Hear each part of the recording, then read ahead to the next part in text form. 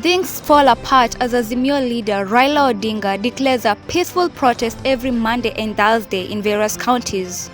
But things turn sour very quickly as the maandamano become violent and deadly. He claims that the cause of this maandamano is due to the high cost of living and unfair results during the elections. All this began long time ago.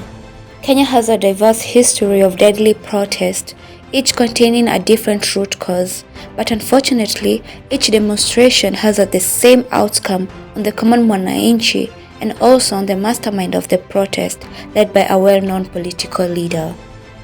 Let's rewind a little back to 1990, which was the first great demonstration witnessed in Kenya. In July 1990, Kenya was still a one-party state under the KANU party regime, but a group of young politicians were determined to change that. The group included Raila Odinga, Paul Mwite, James Orengo, and Anyong' Nyong'o, among others, who received a political backing from senior politicians like Jaramogi Oginga Odinga, Masinda Muliro, Philip Gachoka, George Thenge, and Martin Shikuku in the push for a multi-party state. Following the pressure that culminated from the events of 7th July 1990, KANU allowed formation of multiple political parties by repealing Section 2A of the Constitution, which was followed by a multi-party election in 1992. Many claim that they had a great constitution at the time of independence, which was the Lancaster Conference Constitution written by the British. But all this changed when the government at the time under Honorable Daniel Moi began using force instead of coming to a common understanding with the citizens and other leaders. With only 3 years in power, tension started as Moi's presidency was being threatened, for plans to change and remove him from office began. In August 1982, the military took over the government and a strict curfew was announced and no movement was allowed in town until further notice. Moi became insecure and started a true and brutal dictatorship. Parties began to be formed as desired, but their formation and election was due to tribal influence. A good war was fought, but the greatest battle was left behind untouched. Denial of what really it was left it unsettled, and the little baby grew to a monster that could not be tamed. It hibernated, but when the season was finally over, it arose bigger and worsening each and every passing season, getting stronger and consuming all in its path. Here is where it all began, the point where we could not meet due to our origins, a consequence we will pay in the near future. After Moi's long and hardcore reign, on Monday, 30th December 2002, Mwai Kibaki was inaugurated as the 3rd President of the Republic of Kenya. Fast forward to 2007, the year that many Kenyans will never forget its impact, a memory forever engraved in the hearts of many. Trouble short when the swearing of his second term was approved. Hence, many did not sit well with that, especially those from other tribes. Many claimed it was unfair and it was due to tribal influence that he was elected. Opposition parties claimed that the votes were stolen and that they were the rightful winners of the presidential seat. Thus, in the process of all these back and forth clashes, hate and spite arose, and this time it was between the citizens. All due to one thing: you are not my tribe. International monitors, including United States and European Union, condemned the polls, saying there has been a widespread vote tampering to tip the count in Kibaki's favor. Hii kitu ilitoka wakati kura iliposemekana ati iliibiwa. So I believe you were still young when you witnessed the 2007 post-election violence. So tell us how it was. At that time I was very young, if I can remember. And hiyo maneno ikitendeka, it was all because of election. So kulikuwa na fights, Kalenjins, Kikuyu, kulikuwa na different tribes walikuwa na fight. I remember that day nilikuwa kwa nyumba.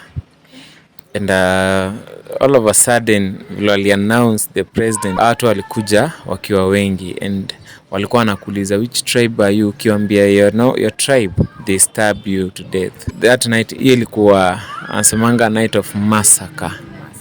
Yeah, and seeing people there lying, children dying, it was one of the hardest moment in my life, even people around me, because hiyo time tulikuwa teens. Kuna time nilirudi kutoka church, nimekuja kwa nyumba tu ile kupita at least nichukue kitu. I find some people lying there, na kuna pigs, nguruwe zinakula watu. Inauma mtu and that was one of the hardest thing teen anaweza ona kwa macho yake, because hiyo nightmares and kuona mtu hivi matumbo ya mtu inakuliwa, it was one of the hardest thing in my life nisha experience. Na since that day life ya watu wengi ili change, maisha ikabadilika. It was not that easy kuna watu wanakufa ovyo ovyo just because of election. It was one of the baddest thing inaweza fanyika tena. That was one of the hardest thing teen anaweza ona kwa macho yake. Vitu zangu zilichomeka sote mpaka watoto wakachomeka, andi zangu wakakufa, na nikatoka nikakuja Nairobi Thika. Believing that they had been cheated, Odinga's supporters started riots that quickly spiraled out of control, leaving more than thousands of people dead as slaughters ran along tribal lines. Today I'm here with Rose, a witness of the 2007 post-election violence. So Rose, thank you for accepting to be interviewed. So have you ever experienced tribalism? Because that was the biggest case in the 2007 post-election violence. What I can say, yes. After second term of President Kibaki, there was chaos. Nilikuwa nakaa Mombasa by then. Kulikuwa na watu wanasema Kikuyu must go. And then kukakuwa after election, wakapanga vile tutaondoka Mombasa. And it happened, walikuja paka wakeka mark kwa manyumba zetu. We didn't know what was happening, but I personally, nikitoka nikienda dukani, nikaona kwa nyumba yangu kuna mark. And nikakuwa curious, and nikaenda kwa jirani, nikaangalia, nikaona there is a mark. There was a mark in Kikuyu, Wakamba, and Wameru. And nikaenda kwa Wameru. That mama Mumeru alikuwa ameajiri msichana wa kazi Mjaruo. So kulikuwa na mark mbili, red na black. So I didn't understand what was happening. Mine was red. And my jirani was red. But where there was a Kikuyu and another tribe like Mjaruo, walieka mark mbili. I went to my sister. We used to stay with my sister in one estate. And I asked her whether she have seen anything kwa mlango yake. And my sister told me like what, and I told her there is a mark. Baba mwingine alikuwa jirani, akasema hata mficha vile kunaendelea. That man was a lawyer. Akamwambia kumeplaniwa, mkutwe usiku wa kesho kutwa, na kumeanza kuwekwa marks kwa milango. So my sister ndio alijua kuna kitu ina happen. So he raised the alarm, akaita mwenye estate na wakaleta mapolisi. Tuligaidiwa na mapolisi for 3 days. So si ati kulikuwa kuzuri. It was so bad. And from there, I decided kutoka Mombasa nikuje na kwa country. Yeah, nikaona it is not very safe. Because Kenya Rift Valley was one of the worst scene of the violence as people turned against each other, yet they lived together for decades. Trucks and buses from the president's tribe were torched. Roads are patrolled by political aligned gangs who support opposition leader Raila Odinga. They stopped every vehicle asking if there were Kikuyus, and many of the Kikuyu tribe were killed at such stations. Large hotels belonging to the Kikuyu have been set ablaze and their businesses looted. My house was the only one burned in Molodam. That is the only house which belonged to the Kalenjin. The name Kiamba only rang a bell for a place in the county of Kiambu in central Kenya. but the name became a household of one following a torching of a church in Kiamba area on the north rift of the height of the 2007-2008 post-election violence. Days after the 2007 presidential results were announced, a large number of armed men appeared out of nowhere, and in fear, many at the time, mostly women and children, had an idea to run to the church. In their minds, one of the safest places on earth, the house of God. But unfortunately, many perished in the one place known as the source of refuge. They were burnt alive and others cut into pieces, leaving the total death toll to 36 people. Sadly, families left behind still have no idea who burnt their loved ones. The details have remained scanty, and very few people live to tell the tale of the horror witnessed in Kiamba. Time may have lapsed, but the scars are still there and very visible, reminding us of the time that people forgot the value of life, leaving memories that will never be erased. Sipendi kuja sana kwa sababu mimi nikikuja hapa naona kaburi la mamangu na hili ni kaburi la ndugu yangu. Across the nation, different camps were set up and many became refugees in their own country. All differed in their own way, as many divided along ethnic lines. Majority became IDPs, internally displaced people. Many were threatened by their opposite tribe, assaulted, and their properties and possessions reduced to ashes, leaving them with no option but to flee for their lives. Many women and girls are raped victims of the 2007-2008 post-election violence. Nili gang rapiwa, a gang of 8 men, but I don't know whether they all raped me. Nili faint after some time. Vile walikuwa wanaongea, walikuwa wanataka wakimaliza kunirape wanichome. So nika faint along the way, maybe they thought I died. Wakaenda wakanitupa palivyokuwa sewage, karibu na sewage. Lives were ruined for the majority of these girls, leaving traumas and wounds that could never be healed. A lot of the violence was perpetrated by young people. A lot of the victims were young people. Many were paid petty money and empty promises given to them so as to fulfill this dirty work and cause havoc. Some of those in the authority took advantage of the young innocent youths who did not know what they were doing and its repercussions. They took advantage of their poverty and desperation to their own advantage. After protracted boardroom talks, Kenya ended up having a negotiated government. Thus, they called it the Grand Coalition Government.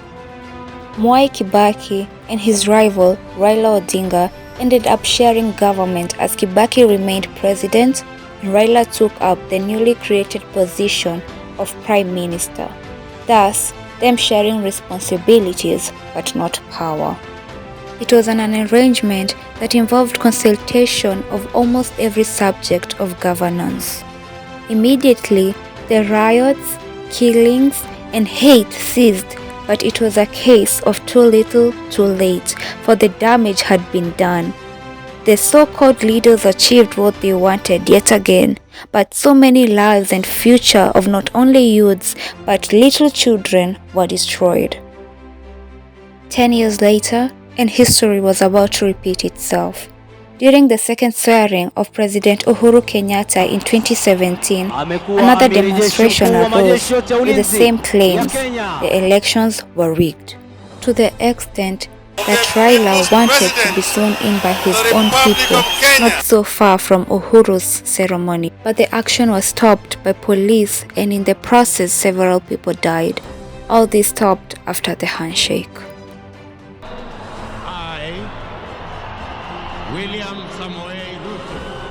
And now 6 years later, we see police clash with protesters who are angry over the cost of living, and yet again they claim that the elections were rigged.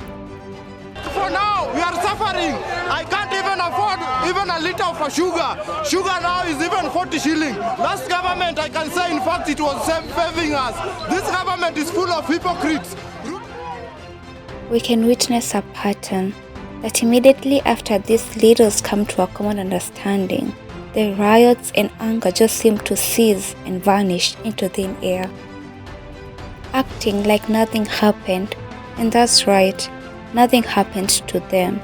The ones we fight for benefit, but we as the common youths who are used as puppets are left burying our brothers, our sisters raped, our families' houses torched, friends injured, parents' businesses demolished, and our generation suffering. But leaders we fought for are in power and they forgot about us, yet they claimed it was for our own good. Let's realize the impact. Open up your eyes and realize these are rituals performed by egoistic leaders every single season to divide us. Let's not repeat the mistake our parents and forefathers did and come to regret it later. Let's say no to violence, for this is just as old as that. Do not let it be thrown at you.